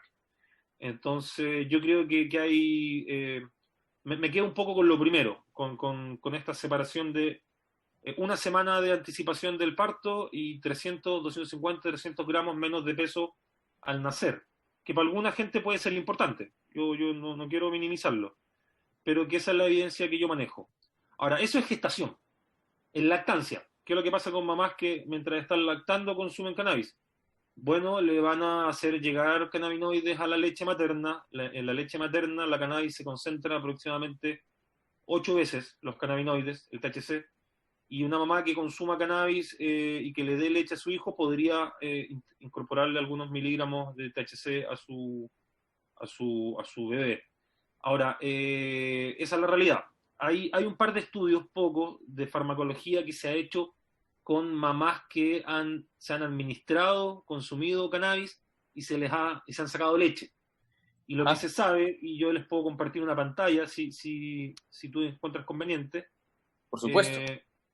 A ver, déjenme, porque no estaba preparado, pero ayer justo estuve hablando de esto de la lactancia y alguien me preguntó cuánta leche hay que darle de una mamá que consumió cannabis a un niño para que este niño o niña le haga algo de esa cannabis. Y la respuesta viene de un trabajo que hicimos en Fundación Ciencias para la Cannabis, y aquí quiero agradecer a Jimena Steinberg, que hizo parte importante de esta información. Saludos a Jimena. Que sale de este... no, todavía no están viendo, ¿no es cierto? ¿Sí? Sí. ¿Sí? ¿Están viendo la pantalla? Sí. Con este artículo que es del año 2018, fíjate, es transferencia de cannabis inhalado en leche materna humana. Este estudio que está acá muestra que básicamente después de 1 hora se llega a la concentración máxima en leche y llega a una concentración de 94 Esto es nanogramos por ml, ¿no es cierto? Ajá. Con un valor promedio de 44.7 nanogramos por ml de leche. Tomando otra información que quizás para algunas personas estos valores no le hacen mucho sentido, pero aquí hay que asumir hartas cosas. Y asumiendo información que sabemos desde handbook generados por gente muy docta en el área, Itan Russo y Itan Russo, por mencionar uno, sabemos que utilizando una cannabis de 3.5% de THC, tendríamos que administrar, y dando un cigarro que tiene 0,6 gramos el cigarro de cannabis, una persona tendría que consumir algo así como entre 1 litro y 37.5 litros de leche materna para generar una dosis psicoactiva en el bebé. 1 litro y 37 litros son dosificados, entre 1 y 37. ¿Y por qué doy un rango? Porque ese es el rango de concentración que sacamos desde la cuantificación en leche. O sea, no tenemos, yo puedo tomar un valor promedio, que fue el que te di acá, 44.7. Pero lo hicimos con el rango. Y el rango está al lado, no sé si lo ves, mira. 12.2, y no lo alcanzo a ver acá, y 420.3. Ese es el rango de concentraciones que se encontraron en las muestras de mamás que consumían cannabis. Tomando ese rango, el más bajo sería 1 litro y el más alto sería 37 litros. Para una cannabis de 3.5%, ¿ya? Para esta cannabis de 3.5% hay mucha farmacología hecha y por eso podemos asumir muchos parámetros aquí, estoy asumiendo muchas cosas acá.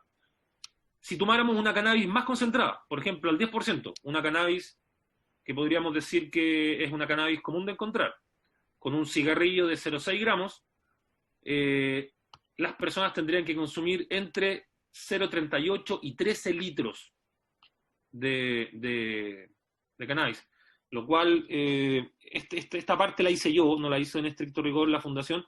Yo adapté aquí algunos valores para hacer este valor con una cannabis un poco más común. No es fácil encontrar una cannabis de 3.5%. En cambio, sí es más común encontrar una cannabis de ¿cómo se llama?, de 10%. ¿A qué apuntan estos datos, Pedro? Y las personas que nos están escuchando en casa. A que en esencia una mamá que está gestando y que consume cannabis, ciertamente le va a entregar algunos miligramos de cannabis al gestante. ¿Cuánto tiene que darle de leche materna, ¿no es cierto?, a esta persona para que le llegue THC al organismo? Bueno, muchos ml, incluso 1 litro en el escenario menos con cannabis más suave, 400 ml en el rango más criterioso, ¿no es cierto?, en una cannabis más alta. Y por último quisiera destacar esto. Fíjense, este es un resumen de todas las muestras que se analizaron en este estudio y también se ve una gran variabilidad. Entonces quisiera destacar que incluso en la leche materna hay mamás que concentraron bastante la leche materna. Aquí está el Cmax, el valor máximo para este paper. Y fíjense otras mamás que se comportaron, otras leches maternas que se comportaron bien distintas. Ahora, fíjense en la evolución del tiempo. 0 horas, 1 hora, 2 horas, 3 horas, 4 horas. Después de 4 horas de administrada la cannabis, la leche materna presenta una muy baja cantidad de cannabinoides. Por lo tanto, ¿qué debería hacer una mamá que por ejemplo, que no puede, que necesita de verdad, quizás seamos en el peor de los casos, o seamos siempre con generosidad, pero hagamos un ejercicio más extremo? Una mamá que va a fumar cannabis igual. Bueno, debería hacer ese ejercicio posterior a las 4 horas de la administración y la cantidad de cannabinoides que va a estar administrando es significativamente más baja. Aquí en Chile existen algunos programas de acompañamiento a las gestantes que recomiendan suspender la lactancia por 24 horas. O sea, una mamá que consume cannabis debería suspender su lactancia por 24 horas y posteriormente retomarla sin problema, porque después de 24 horas prácticamente no va a haber leche THC en la leche materna. Ahora, hay otra corriente pensadora que dice que no hay que suspender nunca la leche materna. Y ahí yo la entiendo, porque en el fondo suspender la lactancia es también suspender los estímulos que promueven que la leche materna se genere, ¿no es cierto? Me refiero a la succión, ¿no es cierto?, y al contacto piel con piel entre la diada mamá-hijo. Y lo más importante, fuera de que la mamá consuma drogas, solo porque estamos hablando de esto, es proteger a esta diada mamá-hijo, mamá-hija, que es lo que hay que proteger en ese momento, ¿no es cierto? Y hay que protegerlo con cariño, hay que protegerlo con cuidado, ¿no es cierto?, sin discriminar, sin apuntar a maltratar a la mamá, ¿no es cierto?, porque consumió sustancias, pero sí dándole recomendaciones farmacológicas. Yo creo que las recomendaciones apuntan un poco a eso. Perfecto. Fernando, solo para rematar aquí, y la leche materna entrega cannabinoides endógenos. Sí, hay una población, pero sí, eso es verdad. Hay una pregunta también por acá, que pues ya escapando del tema del embarazo, que es si es que los cannabinoides, pues es una opinión, ¿no?, podrían ser reemplazo de algunos fármacos. ¿Cómo ves esa expectativa o esa corriente que se sigue dando? Te comento, acá en Perú tuvimos la experiencia, a pedido del Viceministerio de Salud, hacer una pequeña encuesta con los pacientes de la Federación de Pacientes de Cannabis Medicinal, de FECAME, quienes nos apoyaron mucho, y obtuvimos algunos resultados que tal vez pues no estamos viendo la forma de hacer un trabajo más profundo al respecto, ¿no? Y en muchos de ellos, ellos opinaban, ¿no?, mediante esta encuesta, que habían disminuido el consumo de otros fármacos, o sea, usando el cannabis con fines medicinales para sus problemas, ¿no? ¿Cómo ves esa tendencia? ¿Qué podrías opinar al respecto? O sea, nosotros también lo observamos en parte de la evidencia clínica que levanta el equipo de Fundación Ciencias para la Cannabis, y también desde evidencia reportada por ¿cómo se llama?, por artículos científicos. Parece ser que en presencia de cannabinoides, ¿no es cierto?, los usuarios dejan de necesitar, digámoslo así, otras estrategias para modular alguna sintomatología que esté presente en ese paciente. Me parece que tiene alguna lógica. O sea, si tú, por ejemplo, quizás un buen ejemplo podrían ser los pacientes con dolor que consumen opioides y cannabinoides. En ese tipo de pacientes se han visto una disminución de hasta un 30% en la cantidad de opioides necesarias, dosis a dosis, para conseguir el efecto terapéutico deseado, que es la disminución del dolor. Por lo tanto, en algunos casos van a haber mecanismos de interacción directo. Creo que cannabinoides y opioides tienen un mecanismo sinérgico bien entendibles, por lo menos para mí, y ¿cómo se llama? En el caso de otras interacciones farmacológicas, me parece que es entendible, comprensible, ¿no es cierto?, que se puedan presentar este tipo de disminuciones o derechamente eliminaciones de la estrategia terapéutica. Disculpen. No te preocupes. Fernando, bueno, podríamos hablar bastante al respecto por aquí. Quiero cambiar porque la verdad que tenemos varias preguntas y ya se nos está acabando el tiempo. Sí, estoy mirando aquí, así que vamos recorriendo y vamos respondiendo. Sí. Hay una que estoy viendo que es un poco recurrente, ¿no? Y en diferentes casos se pregunta, ¿no?, si es que hay un uso excesivo de cannabis, digamos, por fines médicos o no médicos, ¿no?, uso excesivo, largo tiempo, ¿no?, cantidades altas, ¿no?, podemos suponer temas, enfermedades crónicas. ¿Hay alguna modificación en el sistema endocannabinoide? O sea, las personas logran percibir de manera diferente digamos, desconfigurada, ¿no?, estos efectos del cannabis.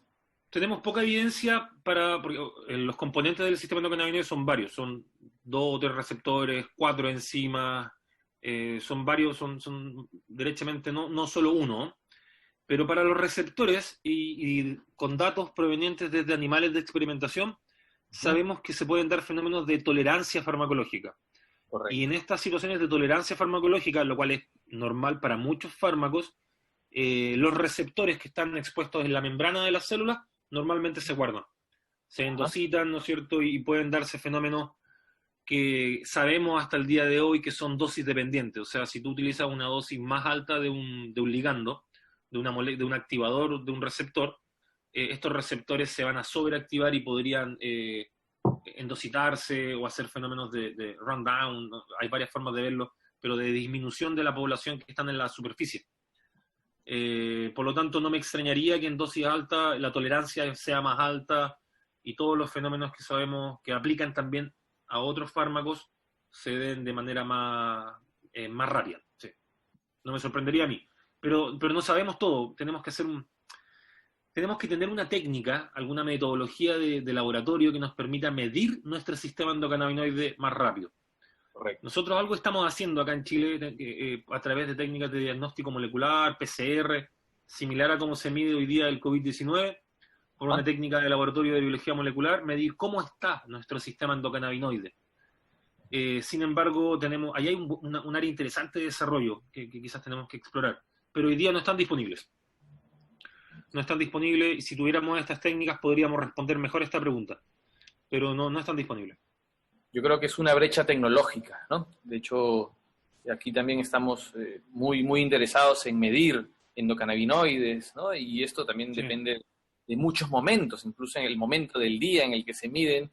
Wow. Y del tejido del cual sacamos esto, o sea, ¿de dónde lo vamos a medir, Pedro? ¿De sangre? Yo te diría que quizás nos quedamos cortos, tenemos que llegar al órgano. Así es, ¿no? Y ahí no es tan fácil. No es tan fácil.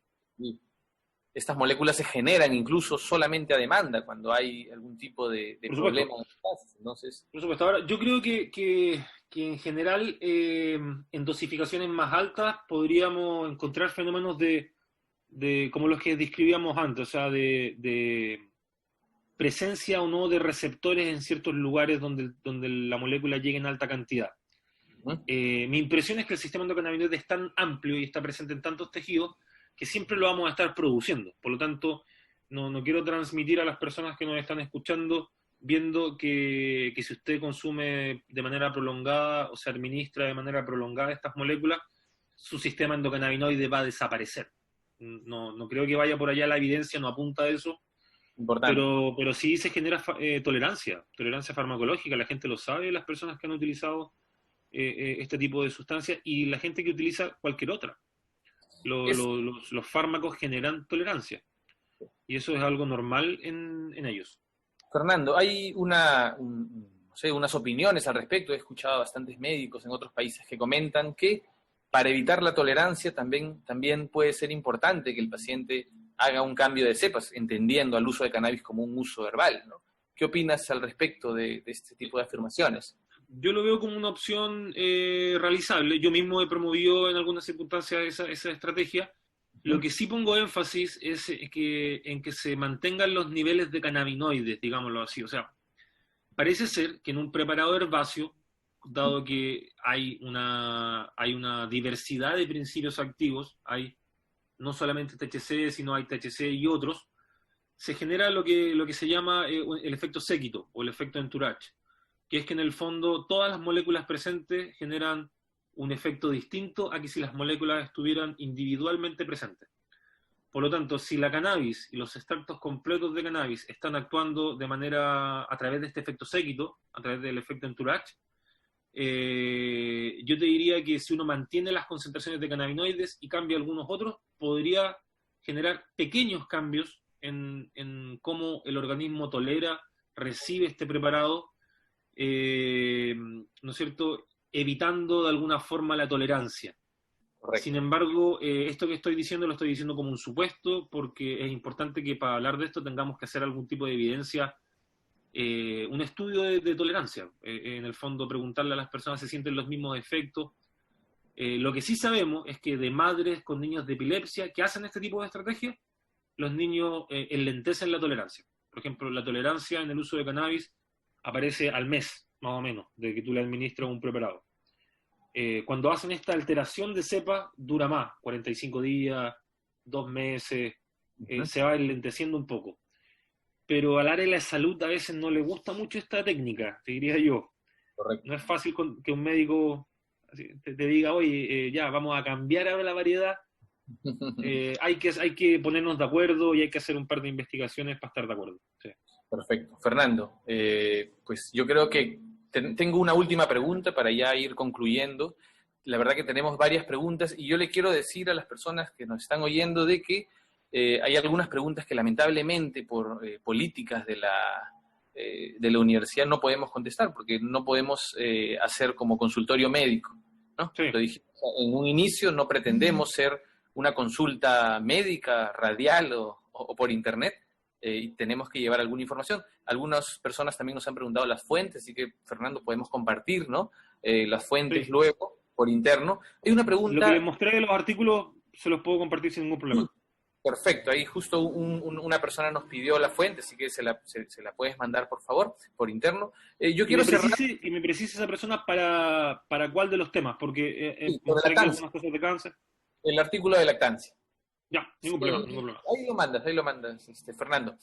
Fernando, hay una afirmación un poco bastante, pues, digamos, polémica que ha sucedido en el Perú sobre el cannabis, y yo creo que aquí ya comparto la sesión, la pantalla, porque acá ya vamos a ir cerrando, y es esta, ¿no? ¿Existe alguna diferencia entre marihuana y cannabis? O sea, las principales diferencias son gramaticales, diría yo, y quizás política. La planta es de género cannabis, ¿no es cierto?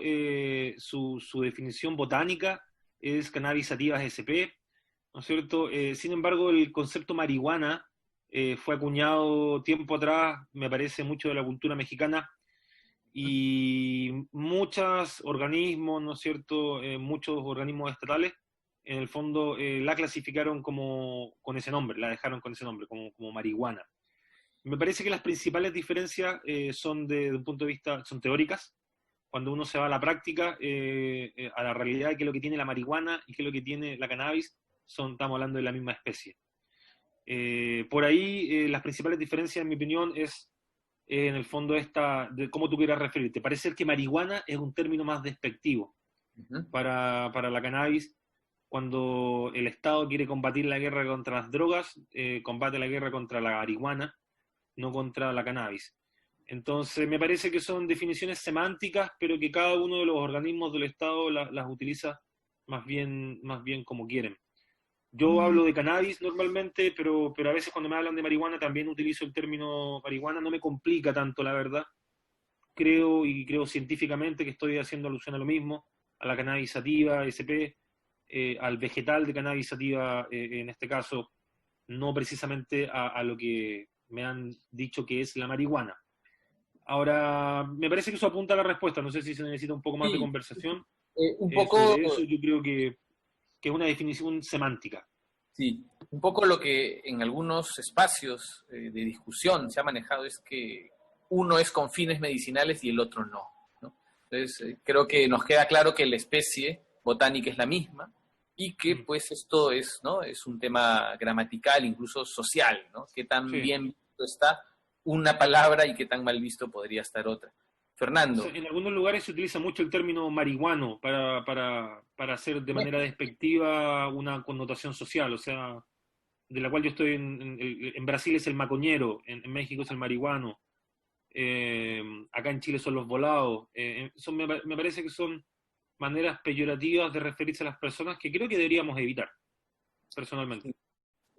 Bueno, yo quería, antes de dar concluida la sesión, pues me quedé corto en mostrar un video que había preparado para ustedes, incluso para ti también, Fernando, se los voy a mandar, los voy a compartir también, que es un extracto de una serie que es muy famosa en el Perú, que se llama La Rosa de Guadalupe, en la cual se estigmatiza mucho al usuario de cannabis, y sobre todo, ese no es la razón por la cual lo iba a presentar, Fernando, sino iba a presentarlo porque en parte de este capítulo, un profesional de la salud, ¿no? Que es un actor que interpreta a esta persona, mencionaba pues que en este capítulo la madre le había transmitido la adicción a la niña.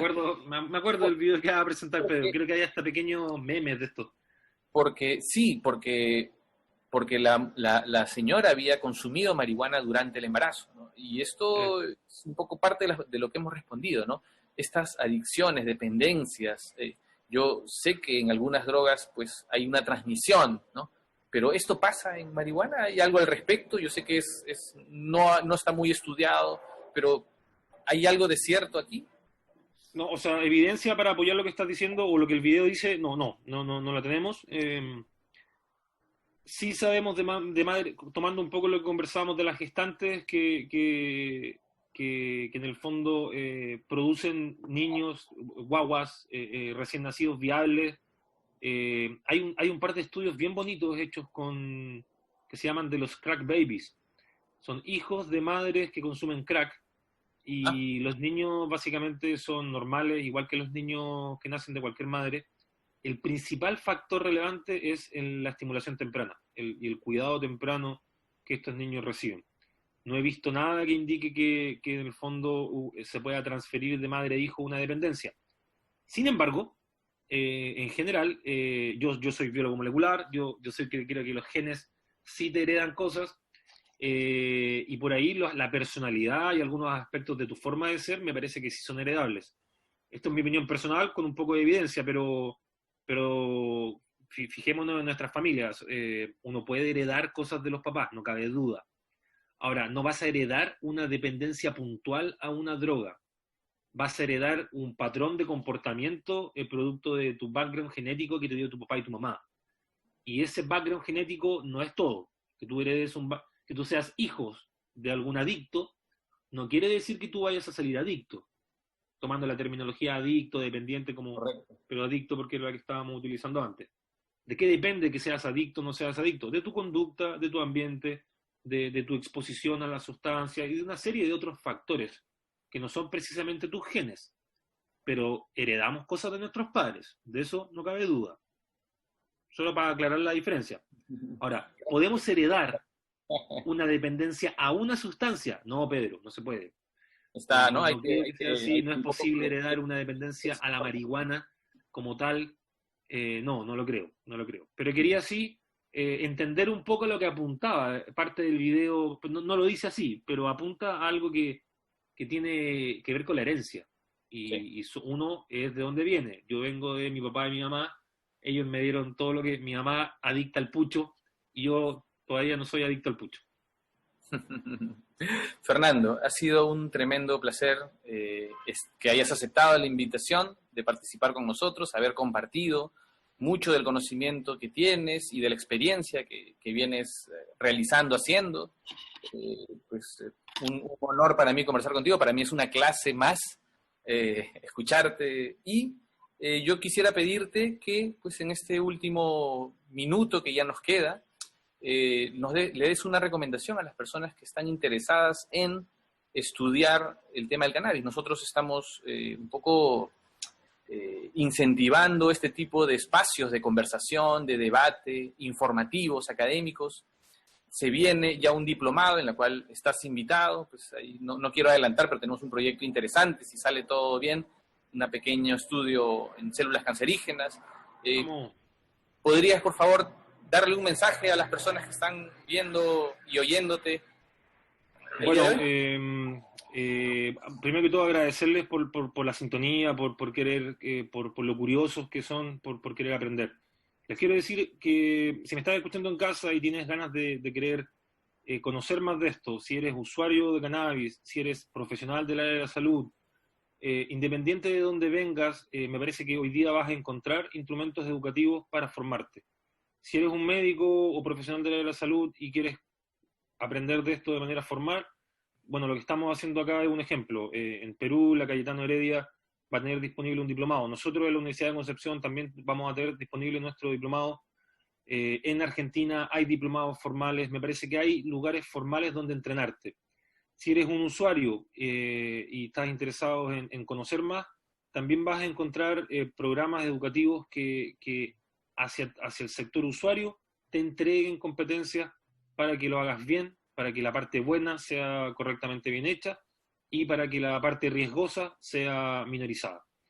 De tal manera que puedas hacer el mejor uso de este tipo de estrategias y hacerlo bien, que es lo fundamental. Lo que yo espero a través de estas conversaciones, de participar, de colaborar contigo, Pedro, es poder en el fondo entregar a las personas herramientas para que tengan bienestar, pero para que minimicen riesgos también, para que lo hagan lo mejor posible que se pueda hacer, ¿no es cierto?, esta estrategia médica, terapéutica, en sus casas, ¿no es cierto?, en su propia libertad.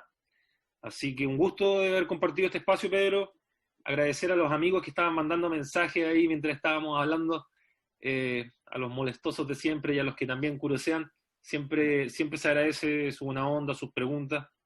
a los que no alcanzamos a responderle acá, de alguna forma les voy a responder por si acaso. Vi varias gente conocida ahí, dejando algunas preguntitas allá en Perú, también en Argentina y en Chile. Así que un gusto, Pedro. Excelente sesión. Muchas gracias, Fernando. Un gusto haberte tenido. Para nosotros es un placer y esperamos contar contigo nuevamente. Un saludo a todas las personas que nos han oído desde sus casas, tanto en Lima, en provincias del Perú y fuera del Perú. Un gran abrazo a todos. Este es un espacio académico, y igual queremos nosotros brindar de alguna forma nuestro apoyo a las personas que están trabajando día y noche en el frente de batalla con esta pandemia. Así que esperemos llevar esta cuota de información y de un poco de entretenimiento cultural, digamos, en este espacio. Un abrazo grande para todos, para Ernesto también, para Daniel, para Anden, un saludo para todos. Muchas gracias. Un saludo para todos, estimados oyentes. Esperemos que nos acompañen en la siguiente sesión, que va a ser el día viernes a las 11 de la mañana. Por favor, regístrense en el link que aparece y trataremos de responder todas las preguntas que ustedes nos hagan. Gracias, Fernando, gracias al equipo de la Universidad Cayetano Heredia, la Escuela de Posgrado, y gracias a Anden Naturals por habernos patrocinado en este espacio. Un abrazo a todos. Hasta luego.